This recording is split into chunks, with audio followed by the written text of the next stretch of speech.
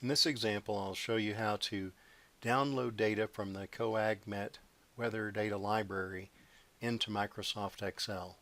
And that'll allow you to make graphs or charts or whatever you like. So here I am on the CoAgMet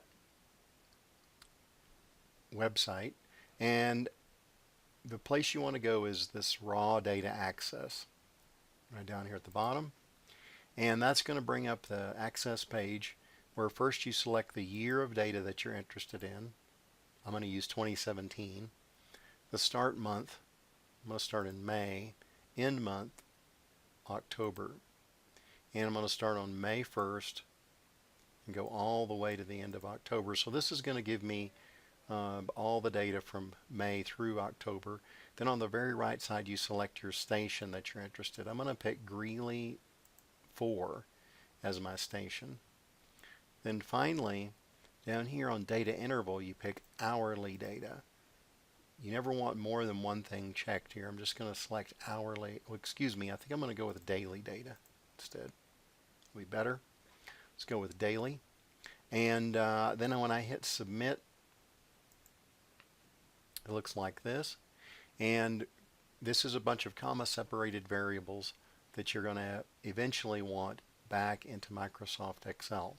The trouble is we don't have the header information. That is, we don't know which variable is in which column.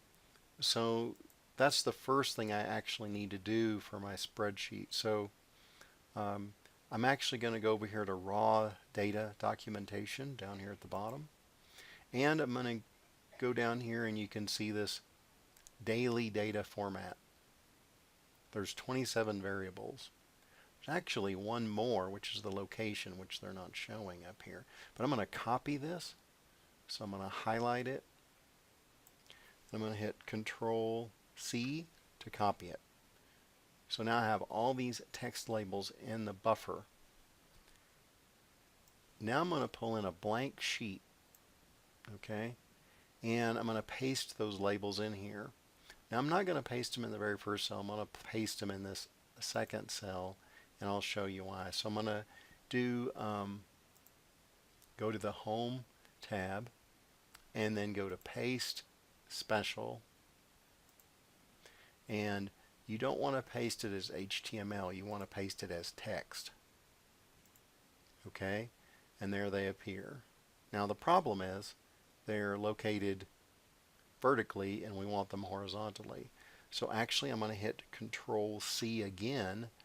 That actually copied all of these, even though it highlights only the left hand side. And I'm going to go right here, row 1, column B, and I'm going to paste special again. And now I'm going to transpose. That's going to paste them sideways or horizontally. There they are. Okay. And now I'm going to go back over here and delete these guys because I don't need them anymore. And then delete. And then if you remember, there's actually a location variable here at the very beginning. So that's why I didn't put it right there. So now they're all across here. Now they're all squished up. So one thing you can do is highlight that and go to Format and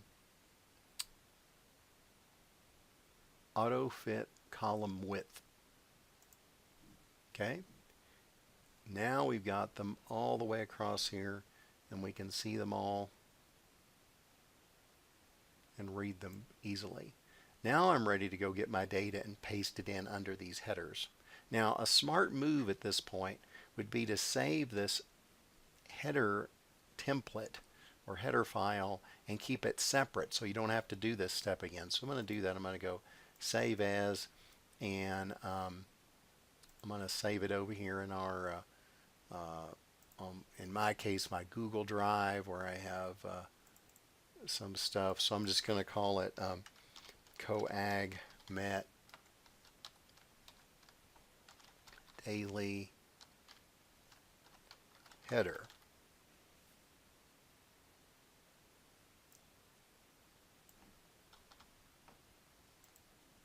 Okay, So now, anytime I want to download data from CoAgMet in a daily format, I just have to go get this file first and I'll be ready to paste data in. So this is how you'll start most of the time. Okay, let's go back and look at our data access point. So here we have, again, 2017, May 1st to October 31st, Greeley.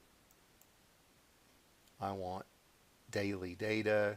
Usually you always pick a new here, and then I hit submit, and there it is. Now I hit Control A to copy it all, and Control C to copy it.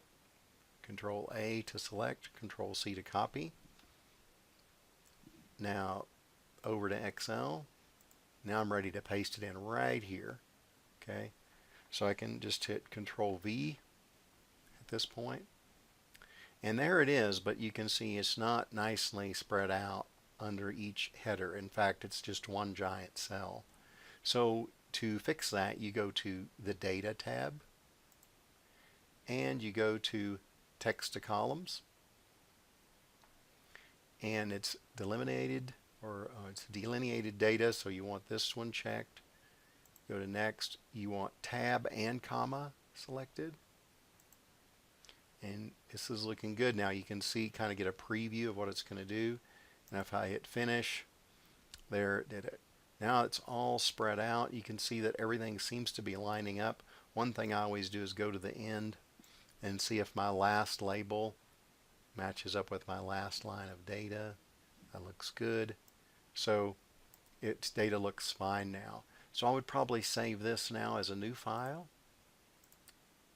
I'm going to go back to our, and I'm going to say CoAgMet Daily. Sometimes I'll put things like this is Greeley, and it's 2017 data, just to give me an indication of what it really is. And then I might save that. Okay, so now I've got my sheet saved. Sometimes I always label this one as data. And at this point I could make graphs or whatever I want. Like I could select the date time, hold down the control key and hit maximum temperature, hold down the control key and hit minimum temperature. So I've got these three selected. I could do insert. Sometimes you can just look at the recommended charts. Like I said, I think I mentioned in class, these used to be not very close to what you want, but sometimes they are now. And you can see this one actually doesn't look too bad.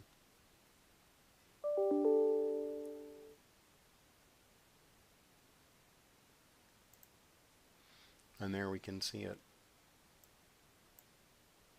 One interesting thing we see right away is that it looks like we probably got a couple of bad data points out here on the minimum temperature. These are probably incorrect and will need to be corrected. And maybe we'll talk about that a little bit in class. It's always a good idea to plot your data. Of course, I can move this over now to another area. I can click up here somewhere and hit Move Chart, right click. I call this Tmax. Tmin,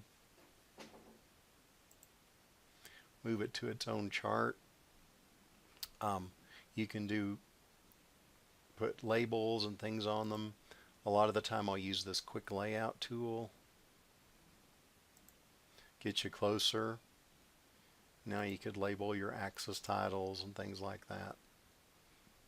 Okay, so that's an example of how to import data into Microsoft Excel from the CoAgMet Weather Station library.